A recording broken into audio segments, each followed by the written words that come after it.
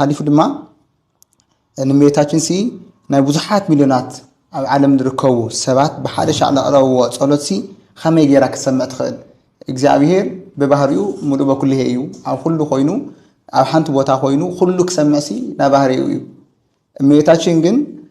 ኣብ ሚሊዮናት ብዙሓት ሰባት በሓደ ሻዕ ንጠይቁዋ ሕቶ ንክተማልዶም ዳኣዘዝዋ ሓሳባት ከይተረፈሲ ከመይ ጌራ ተጸሎቶም እሱ ናብ እግዚአብሔር ከተቀርበሎም ከተዓርገሎም ትኽእል دبل حسب هذا صلاة كل جزء نبغى أبيري أدراشو نبغى أبيري بستفعل عليه مقدي غرب بستفعل عليه ساعات غرب أدراشو نبغى أبيري مالتي سلازي كده سرنجل مريم نمليونات قصة عم تخليها كم زي تقبلهم تخليها زول نجر سمعنا ندبلنا هنصلي خندمن من مستزحف نجر يلا أما صحف قدسون يبلنا نكون مزبل مالتي خالقت ناي دحري ناي بيت كريستيان صحفتون تغنى سمعنا نداولو صحفوا مقد يلن صلي وصلاتون يلن مالتي سلازي كم ناي بيت كريستيان نابوتات تواننا قدوس ليك نولا قدوس ياريد انتايلنا هنصليو زعوا صلوت قدس نقل مريم دال عنا هنصلي خلنا كم زقبنا هناقر كله بأنت مريم ولاديتك وبأنت يوحنس مطمقك وبأنت كلهم قدسانيك رداءنا وترباي لمسقلك يتستغفرن እግዚአብሔር ቅድሚያከ ስለ ወላዲትካ ስለ ድንግል ማርያም ስለ መጥመቅካ ስለ ዮሐንስ ስለ ሁሉም ቅዱሳንካ ኢልካ ርዳአና በመስቀልካ ኃይሊ በመለኮታዊ ኃይልካ ርዳአና አድሕነና እንዳበልና በቅድስት ድንግል ማርያም ይሁን በኻልኦት ቅዱሳን እንዳተማሐፀና ክንጽሊ እዩ ተነጊርና እንበር ቀጥታ ስምዕና እንዳበልና ንጽሊ ለመገድ እንድርሃሊማ ያው ናፍቶም ጸላእትና ዙልና መገዲ የምልኹዋ የምናብ ዝብል ሐሳብ ከእትወና እዩ ማለት ስለዚህ በቅድስት ድንግል ማርያም እንዳተማሐፀና በቅዱሳን ኻልኦት እንዳተማሐፀና ናብ እግዚአብሔር ክንጽሊ እዩ ተነጊርና እንበር ቀጥታ ስምዕና እንዳተባሃለን ክጽለግን ሱሃበና መምርሕ ይኹን ተጻሕፈና ነገር የለን ማለት ስለዚህ ሜታችን ሆሚና ከም خلናሲ በቀጥታስ በቃ ምስና ናብ እግዚአብሔር ከተቀርበልና ብልብል ሐሳብ አንቲ ውእቱ ሰዋስው ዘርየ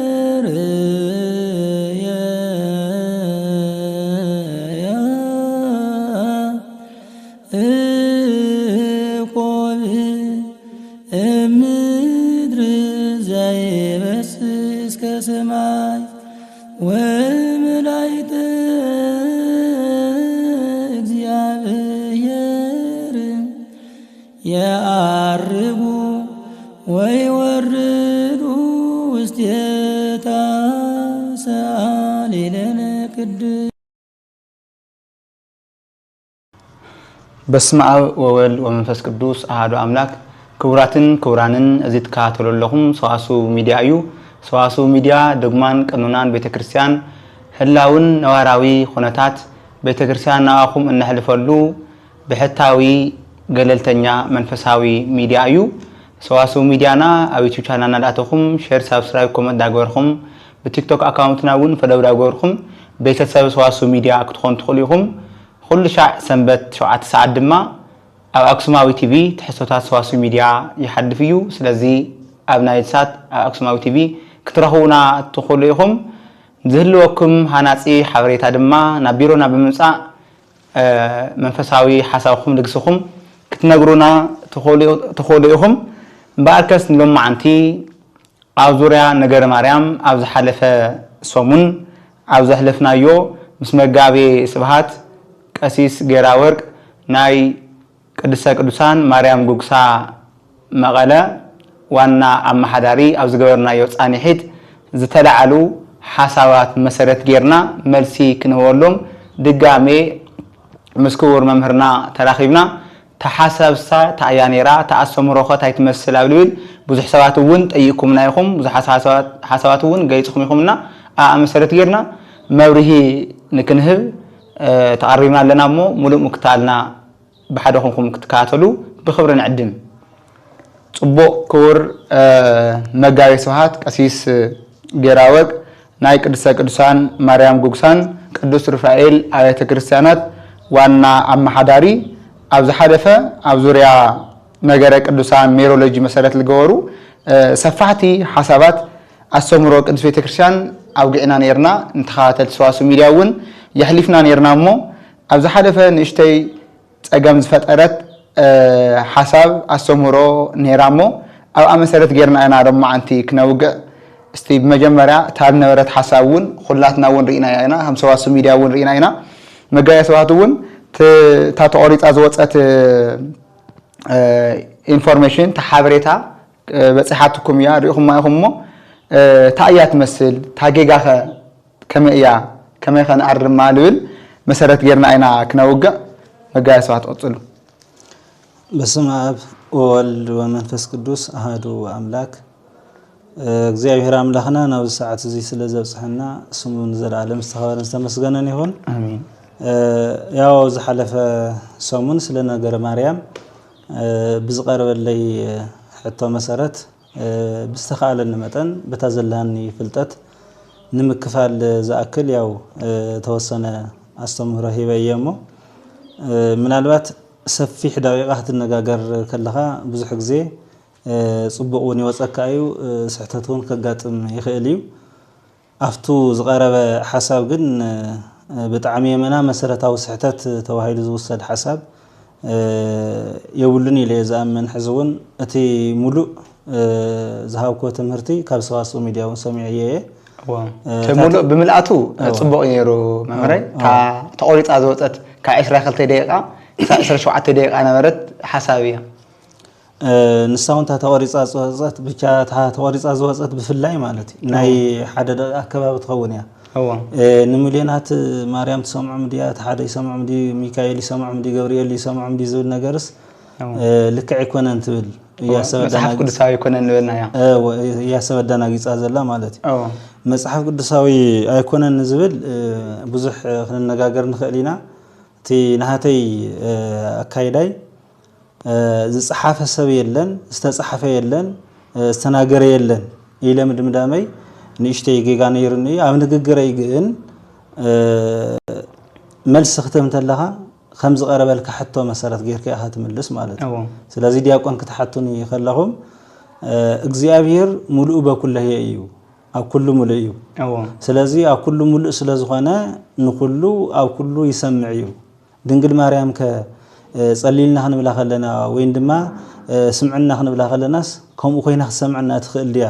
እዚ ነበረ ሕቶ እዩ ማለት እዩ ስለዚ ኣብ ናይ እግዚአብሔር ሙሉእነት ኣብ ናይ እግዚአብሔር መለኮታዊነት ትኩረት ዝገበረ ሕቶ እዩ ምስኡ ዝተቀራረበ ሕቶ እዩ ማለት እዩ ስለዚ ናይ እግዚአብሔር ሙሉእነት ናይ ባህሪ ስካብ ዝኾነ ከም እግዚአብሔር መለኮት ኮይኑ ዝሰምዕ ኣብ ኩሉ ሙሉእ ኮይኑ ዝሰምዕ ዝርኢ ኣካል ኣለዶ ክንብል ስካብ ዘይንኽእል ኣብ ናይ እግዚአብሔር ሙሉእነት ሓሳብ ትኩረት ገይረይ እንደገና ክምልስ ከለኹ እውን ከምዚ ዝብልና ሰባት ኣለዉ ዝብል ብዙሕ ግዜ ነልዕል ስለ ዝነበርና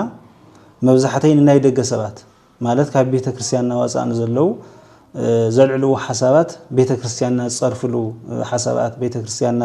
ዝያቱ እንዳሉ ከዋርዱ ዝምክሩሉ ሓሳባት ንዑ መውቅዕ ይኸውን ኢለ ብዝሓሰብኮ እንዳተናገርኩ ዝፀናሕኩ ማለት እዩ ስለዚ ሕዚ እውን ናይ እግዚአብሔር ሙሉእነት ብዝተመልከተ ቅዱስ ዳዊት ክናገር እንተሎ ኣይቴኑ ኣሃውር እመንፈስከ ወአይቴ ወይ ቅድመ ገጽከ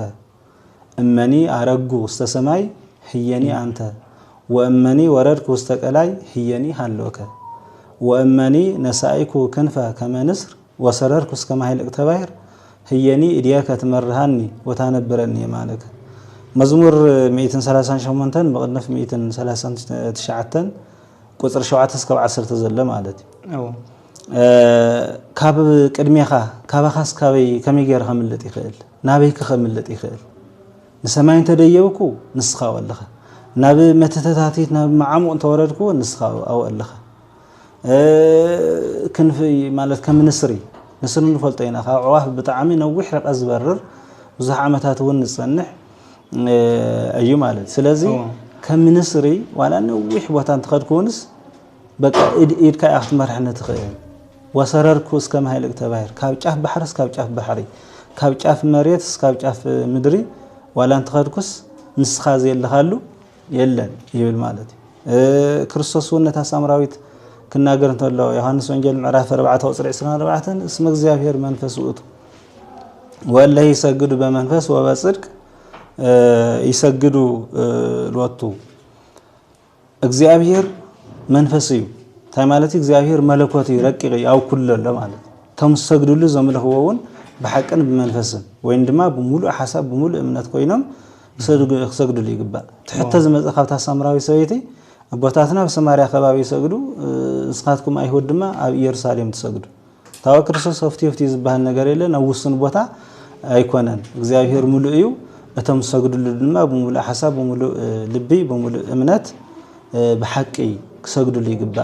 መለኮታዊ መሆኑ ሙሉ መሆኑ አውዚን ተሰገድኩስ እግዚአብሔር ይሰምዐንን እንታይ ይወሉ ኣብ ዝኾነ ናይ አምልኮ ስፍራ ክርስቲያን ናይ አምልኮ ስፍራ ዝከብሉ ኮይኑ ክሰግድ ከምልኽ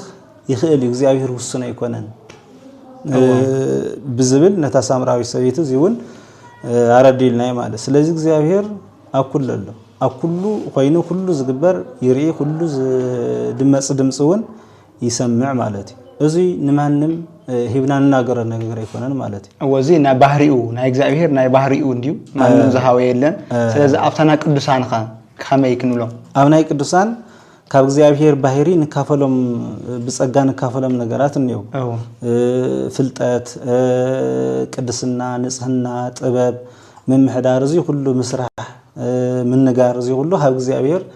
ንካፈለው ወይ እንደማ እግዚአብሔር እንመስለልይ ማለት بጸጋ ለኩ ወሃውና ዝኹሉ ኢኑ بጸጋ ዝተዋሃበና ማለት بጸጋ ንሰብ ኩሉ ዝተዋሃበ ተወከከ መቀባበላና ብኡ ተቀበሎም ፍጹማት ዝኾኑ ቅዱሳን ንሱ ዘይምቅበል ድማ ፍጹም ዘይምዃን ወይ እንደማ እምነት ዘይምጻለ ማለት ስለዚህ ቲ بጸጋ ንሰብ ዝተዋሃበ ዝተቀበሉ ናይ እምነት አቦታት ድማ ማቴዎስ ወንጌል ምዕራፍ 10 ክንርኢ ከለና ነቶም ሐዋርያት ዝሃቦም ስልጣን ነው ማለት ኣብ ምድር እንዳለው ሁሉ ነገር ክሰርሑ ዝሓመመ ኸጥዕዩ ዝሞተ ኸተስኡ ኣብ ልዕሊ ኣጋነንቱን ስልጣን ሃልዮም ስልጣን ክህልዎም ካብ ሰብ እንዳውጽ ከባረሩ ማለት እዚ ሁሉ ስልጣን ዝተዋሃቦም ማለት አገልግሎቶም ወዲዮም እስከዱን ኣብ ቅድሚ እግዚአብሔር ክብራት እዮም ተጸጋ ሓደ ግዜ ተዋይዎም ዝለቀ ነገር አይኮነን ማለት እንደገና እግዚአብሔር ጸለይዎ ጸሎት ዝበልዎ ነገር بمولو تقبلوا زغوب يبقدم እግዚአብሔር ማለት ስለዚህ ንحنا ናይ ቅዱሳን ጸሎት የድልየናይት ምልጃ የድልየናዩ ናይ ቅዱሳን ጸሎትን ምልጃን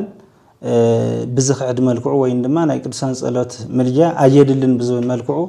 አይኮነን አቅሪብና ያተሐሳብ ማለት ስለዚህ ዝጽሐፉ ሰባት የለውን ተሰምዕያ ወይ እንደማ ከምዚ ትብልያ ዝብል ነገር ዝጽሐፉ ሰባት የለውን ማለት ምናልባት ጌጋ ኸውኒ ታይ ማለት እዩ ካብ 15 ክፍለ ዘመን ናውዚ ብዙሕ ተጻሐፉ ብዙሕ ዘዳናገሩ መጽሐፍቲ ገሊኦም ንንጀራስ ተጻሐፈለው ገሊኦም ድማ ንዝና ንክብር ተጻሐፈለው ገለገሊ ድማ ስለፍሉ ጥብቅና ፍሉ ክብር ክህብየ ብዝብል ዓይነቱ ተጻሐፈለው እስካብ ዘመንና ብዙሕ ነገር መዳናገር ተጽሐፋት ይወጸለው እዮም ማለት አፍተ ንጹር አስተምረና ግን አፍተ ንጹር አስተምረና ግን استصحف يلن قبلت له نتنا يدغ سب حساب زوقع زله مسني تناغيره ينبر صحافو سماليم ማለት ግን ከም መጽሐፍ ቅዱስ ኮይኖም መነጋገር ሆነ ይخلن መከራከር ሆነ ይخلن መርትዑን ሆነ ይخلن ማለት حزم ምናልባት ከም መጽሐፍ ቅዱስ ቀጽሉ ኣብ ስርዓተ አምልኮና ነካተተ መጽሐፍት ነው አዋል መጽሐፍቲ ከይተራ ከምኒ ውዳሴ ማርያም አንቀጸ ብርሃን መጽሐፍተ ቅዳሴ ሃይማኖት አቡ ትምህርትና ዲው አምልኮና ግዚየዲ ንፍጽሞም ማለት ስለዚህ ወዚአቶም ቀጥታ ከም እግዚአብሔር ስምዕና ተባይሉ ዝተጻሐፈ ነገር እስካብዚ የለ አብዚአቶም መሰረት ገርና አውግዕና አይና ምናልባት አብዙ ሐደርሳናት ይገላት ዲኻለት ካለ ጽሑፋት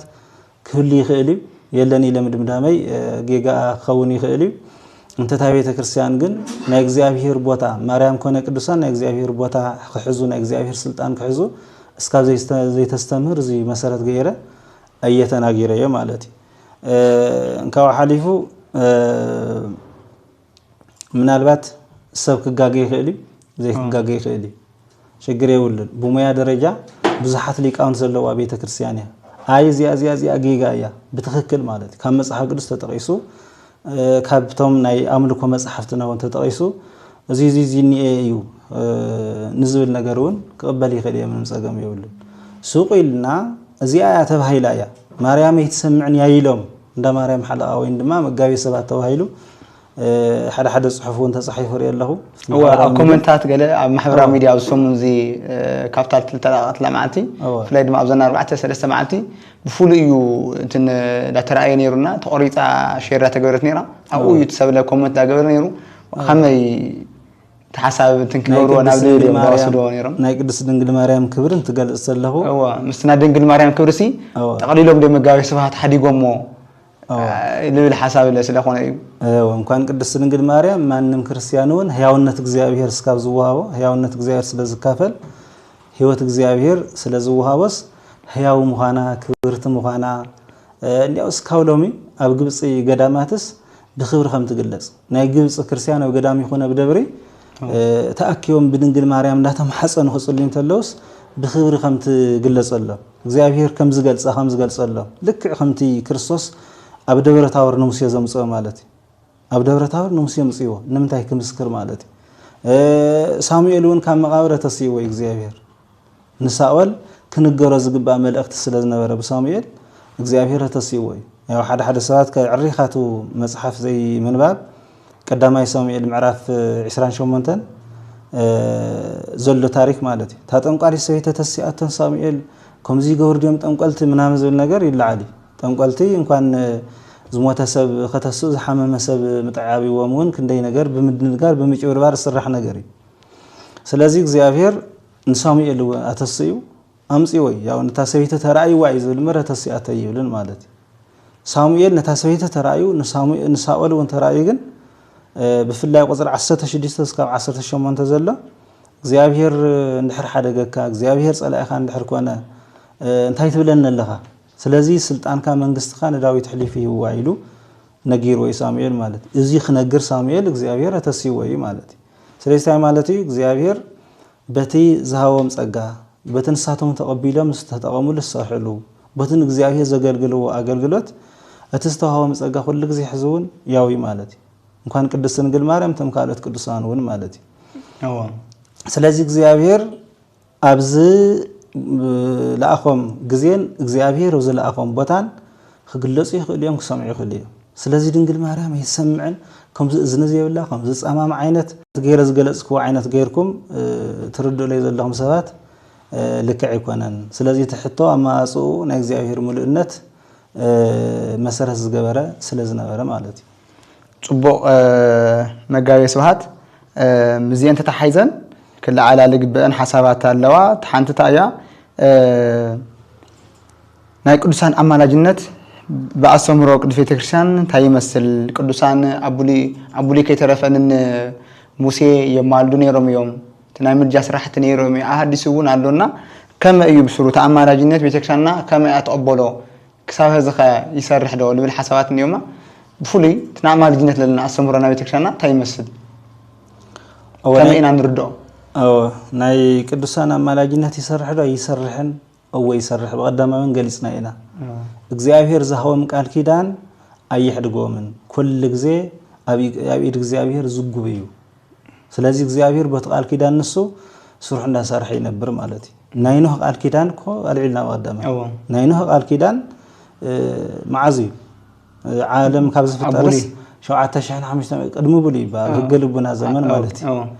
7518 ዓመት ገርና ኒና ዓለም ካብ ዝፍጠር ምናልባት ኖህ ዝነበረሉ ጊዜ ኣብ 2400 እስከ 2500 ዓመት ዓለም አካባቢ ነው ማለት ስለዚህ ሽዑ ዝተኣተው ቃል ኪዳን እስካብ ሕዚ ይሕልወና ኣሎ ብማይ አይብ ዝፈልሕ ማይ ከይንጠፍ استفلالي نحاتي أتقطعات كوا مدرن تال أو سبزم صام ነገር ግን ታሻዕ እግዚአብሔር ሰናገራ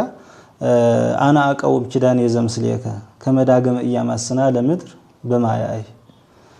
ብናይ ጥፋት ማይ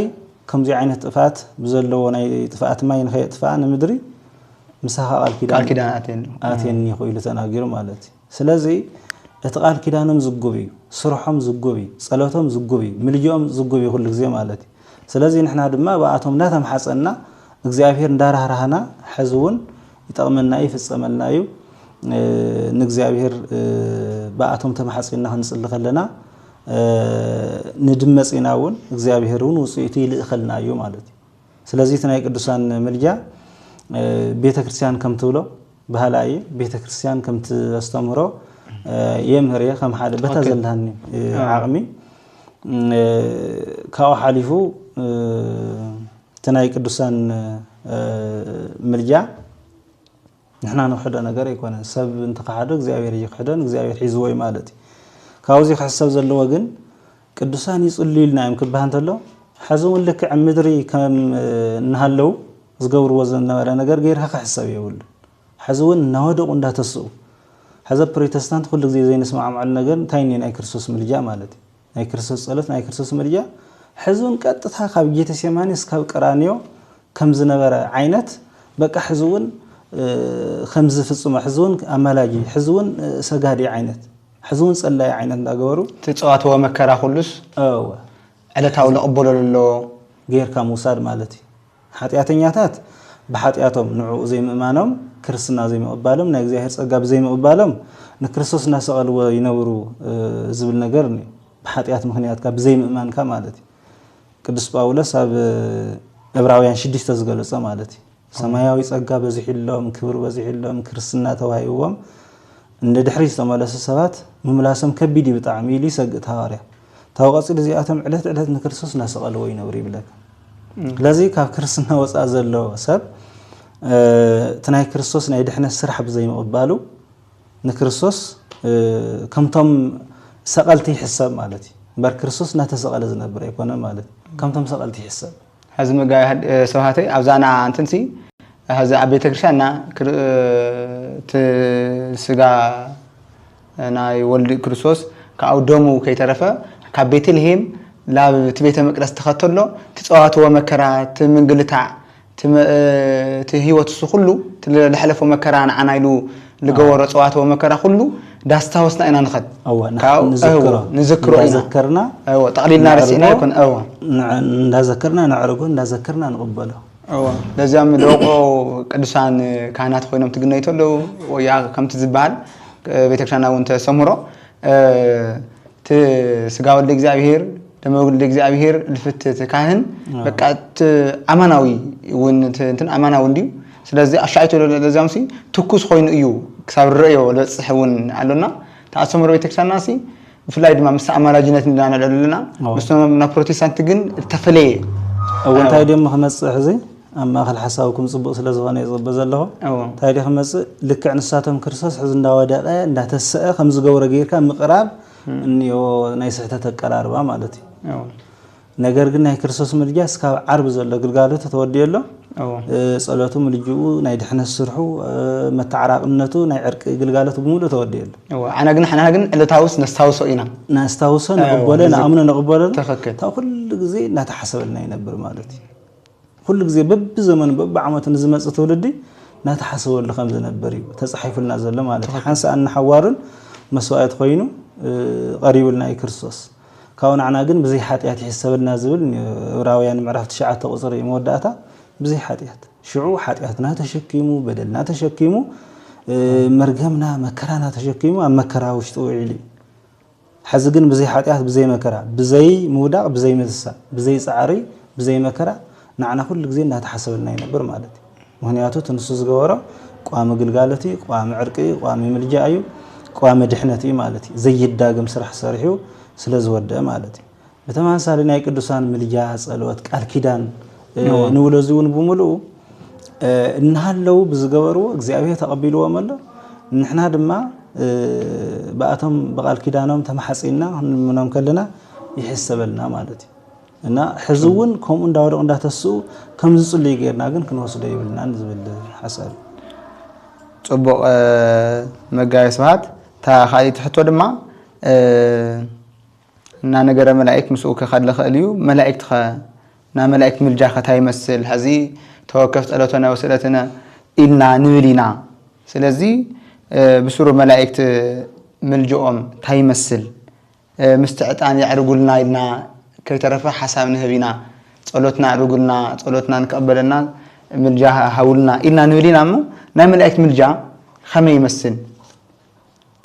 أسمرنا تايني أوزي يوم ملجا كل جزء ترجمه أوه بفولي كن رأس للدل خويا محرم يقرب اللهم دال كان أوزي حسن مغربي أوه كاو ملائكة الماء ياو مدرن هالو سماين هالو نول المجدي بلنا كل جزء سمايا ويان يوم تلقوا እግዚአብሔር ሒዞም ግን ናብ ምድር ይመጹ ካብ ምድሩን ናብ እግዚአብሔር ይኸዱ ማለት እዩ ስለዚ እቶም መላእክት ነቶም ናይ እግዚአብሔር ሰባት መልእኽቲ የምጽኡ ከም ዝነበረ ይረድኡ ከም ዝነበረ ይሕግዙ ከም ዝነበረ ንእስራኤል መልአኽ ያው ሚካኤል ተዋሂለ ለዳንኤል 12 ይመርሐም ከም ዝነበረ ካብ እግዚአብሔር እንዳተኣዘዘ እዚ ቋሚ ሁሉ ጊዜ ግልጋሎቶም ማለት እዩ አዘስ ቶም ነፍሳትና በሰማይ መስከዱ አሚሃ ይከውን ከመ መላእክተ ሰማይ አፍተ ሰማይስ ከም ናይ ሰማይ መላእክት ኢና ንኸውን ዲሐቀይት ተስፋና አዎ ካብዙ ደካማ ስጋ ተላቂቅና ካብዙ ደካማ ተሐሳስባውን ተላቂቅናስ ከም ናይ ሰማይ መላእክት ምዃን ተስፋና ስለዚህ ናይ መላእክት አገልግሎት እዚ ምድር እዚ ዘዓለም እዚ ሓልፍተሎ ያው ናብ ሓደ ይጥቅላል እግዚአብሔር ንመምስጋን ጥራሕ ማለት እዩ حزقن أو سماين إخزابير مسجانا يتلقوهم أم مدرد ما كاب إخزابير نتلاقو كريستيان محجاز نزاع من سب مرد أم حجاز مالتي أبوليون نساء سرهم أب حديث كدانون نسخم الصحيح تجلس لنا مالتي محجاز مرد خنجرز جب أمل أخت من جار مالتي أب حديث كدانون زكريا سكونا نقدس رنجل ماريا جبريل مسيح تاو راويان حدا وصري مودعات هذا نتم كدحن زجبهم سبات كحجزو زلأهو قدين ناس أصر مسكدي مالتي كم ملاقيت ودي استبها ليلن كم ملاقيت إخزابير ودي زوليلن ودنا عالم اسمه أو إنما كرسوسنا عالم اسمه أو يسجد له كل ملائكته تم ملائكة سجدوا لي استبها لنبر تم ملائكة كرسوس أي تبها لنيلو ناي كرسوس أملاخنتن سبنتن ناي ملائكة فطورنتن دا جلس أمس كده أتم ملائكة ده أنت أيوم نزول نجر نتم كده حنو زجبهم كحجزو زل أخو منافستو إنما ركيك عن فترات يلو جلس وامر لما علتي سلازي نسب كابزي أبير ده تلاقو كم كرا مدحان متراف محجاز مردع دكامات تسكاب زقنا مالتي إخزابير بز فقد اللهم ساعد نعناون بأتم كن حجاز إخزابير فقد وزقنا الساعات مالتي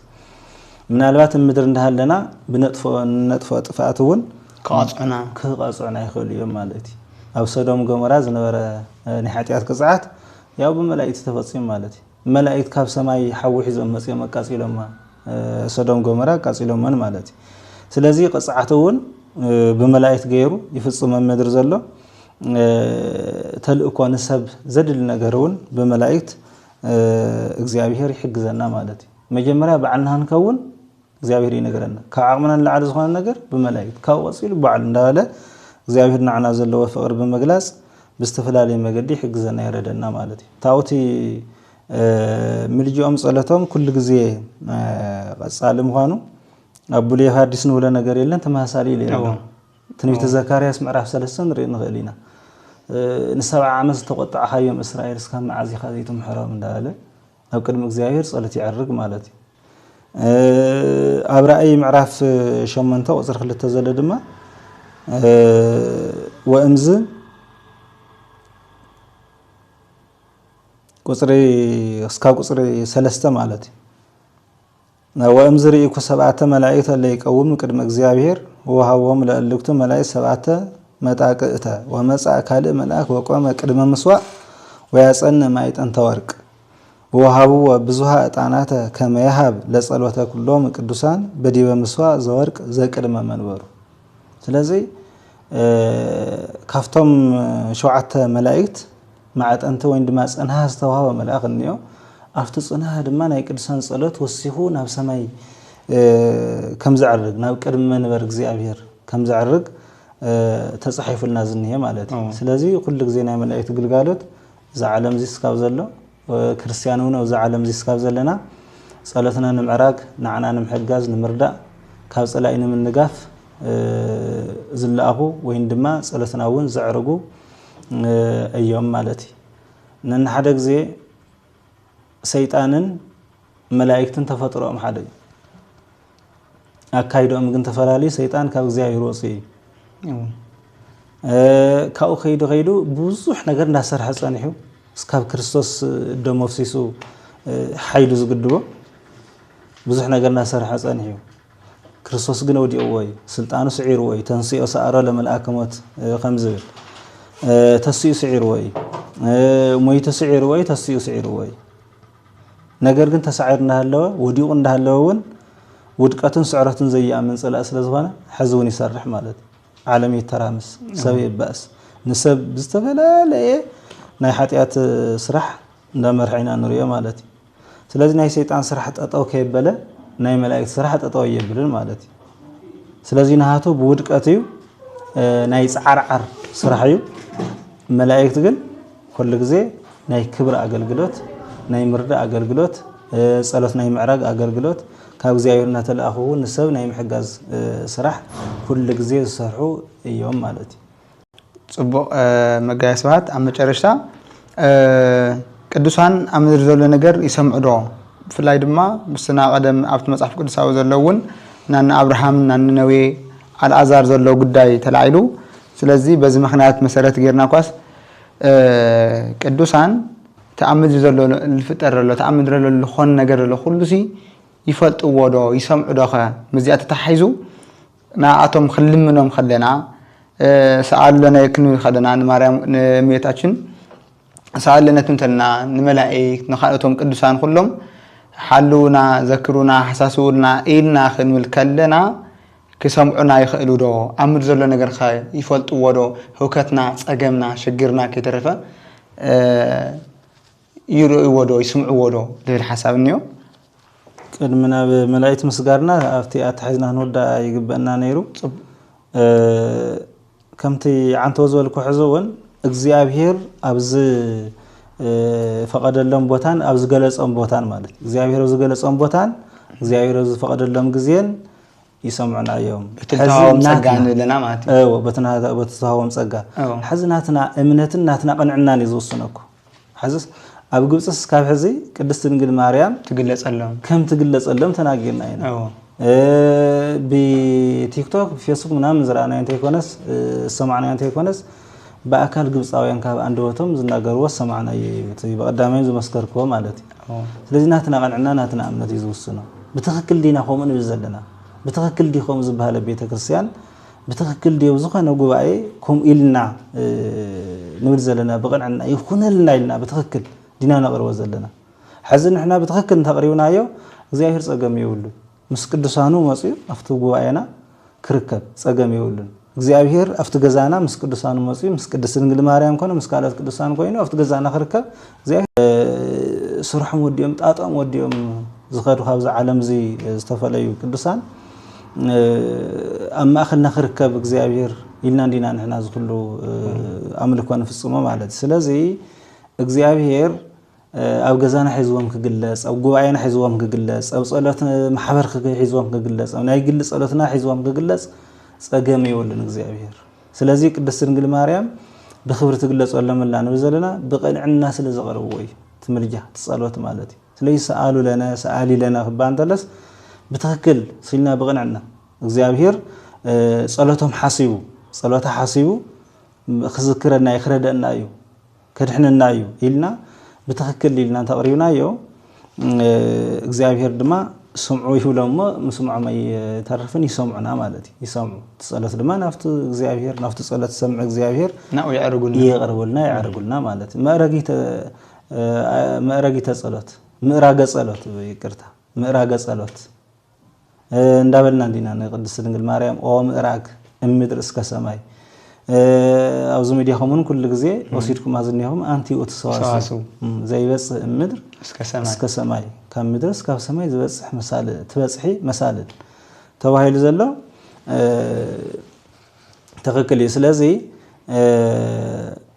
ንሕና ካብ ቅንዕና ካብ ልቢ እንድሕር አቅሪብናዮ እግዚአብሔር أمدا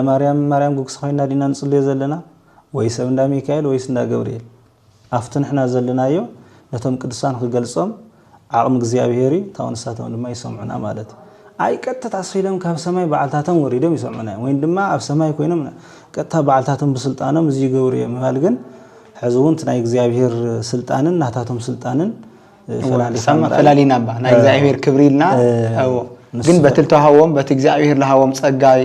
በረከቲ በትልተሃዎም ትዕድልቲ ግንሲ ብኡ ቢሎም ክሰምዑና كرادونا كحجزنا يخلو اليوم للحساب بمسنا جزائر كبرنا نقول سامع خنا كمالدو كسامع خنا خسروا كسامع خنا خركوا ما سلطان جزائر تعنتو تقصقوا كريستوس نمسي خم قبر مسي بدور تاور كركب غيرو نمن تاي سلازدله ناي كريستوس موتن تنساين كمسكر مالتي وانا هو اسرايوم وموسى وإلياس زيت ناغرو مسليو ጴጥሮስ ያዕቆብ ዮሐንስ አለው ከፍተም ሐዋርያት ለዚህ ምስክርሶስ እንደተናገሩስ ተራእዩም ይብለ ወናህያውና ናሙታን አምላኽ መኻኑ ከመስክር ስለዚህ ኸምዚ እንዳገበረ ቶም ዮሐንስን ያዕቆብን ጴጥሮስን ናትና ምሳሌ ገልና ንወሰድም ማለት ናትና ምሳሌ ገልና ንወሰድም ንሕና ምስ ክርስቶስ ክንከውኒና ወይ ድማ ክርስቶስ ይመርሕለና ዝጉባኤና ነዝ ማሕበርና ነዙ አምልኮትና ኢልና ምስ ሓሰብና ታው ክርስቶስ ድማ አለው ምስ ቅድስት ድንግል ማርያም ምስ ቅዱሳን አማኸልና ክርከብ ይግድል ማለት ስለዚህ ምስ ክርስቶስ መስተገለጽማ ወይ ሰምዑና ምስ እግዚአብሔር መስተገለጹ ይሰምዑና ወማለት ጽቡቅ ክብር መጋቤ ስብሐት ቀስ ገራወርቅ አመጨረሻ ተሐልፍዎ መልእክቲ ተሃልዩ አድልክወኩም ተነወራን ሐተታት ግን ወዲና እንደና ጽቡሽ ምናልባት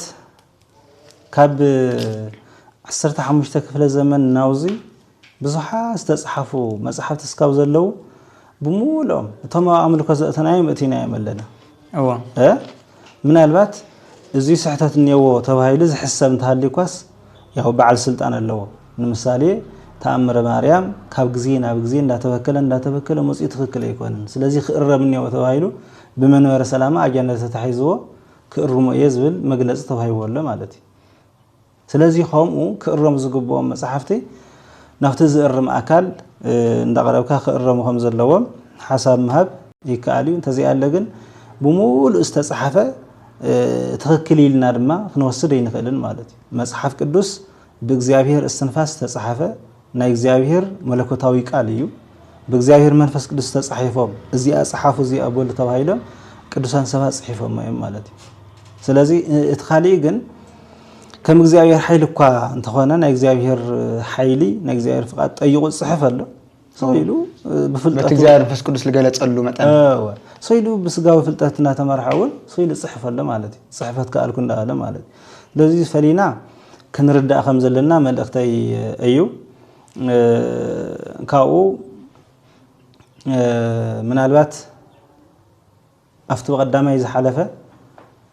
ናብ ካልኦት ንማዓዶ ኢልና ዝፈነና መልእክቲ አውሽጥና ንእሽተይ ቅሬታ ከፈጠን ተሎ በስልክ እንዳደወሉ